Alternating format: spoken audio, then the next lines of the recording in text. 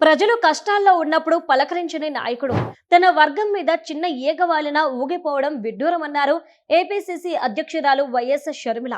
ప్రస్తుతం ఆంధ్రప్రదేశ్ రాజకీయాల్లో వైఎస్ జగన్ తీరు ఇలాగే ఉందని ఆమె విమర్శించారు. తాజాగా కల్తీపాల ఘటనలో బాధిత కుటుంబాలను ఆమె పరామర్శించారు. ఈ ఘటనలో అనేక మంది సామాన్యులు ప్రాణాలు కోల్పోయారని, చిన్నారులు వృద్ధులు ఆసుపత్రి పాలై విలువెల్లాడుతుంటే మాజీ ముఖ్యమంత్రికి మాత్రం వారి గోడు వినిపించడం లేదన్నారు. ప్రజా సమస్యల కంటే సైతాన్ సైన్యం పరామర్శలకే ఆయన ప్రాధాన్యత ఇస్తున్నారని షర్మిల ధ్వజమెత్తారు. కల్తీపాల పాపంలో మాజీ సీఎం జగన్ కు కూడా భాగం ఉందన్నారు. 11 ఏళ్ల నుంచి లైసెన్స్ లేకుండా పాల వ్యాపారం చేస్తుంటే గత ప్రభుత్వంలో ఆహార భద్రతా విభాగం అధికారులు మొద్దు నిద్రపోయారన్నారు. జగన్ వైఖరిని గమనిస్తే తనకొక విషయం అర్థమైందన్నారు.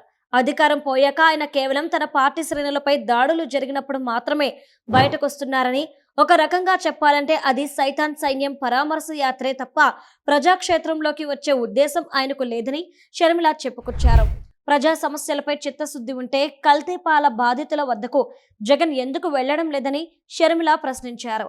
ప్రజల ప్రాణాల కంటే రాజకీయ ప్రయోజనాలే ముఖ్యమనుకోవడం నాయకుడి లక్షణం కాదన్నారు.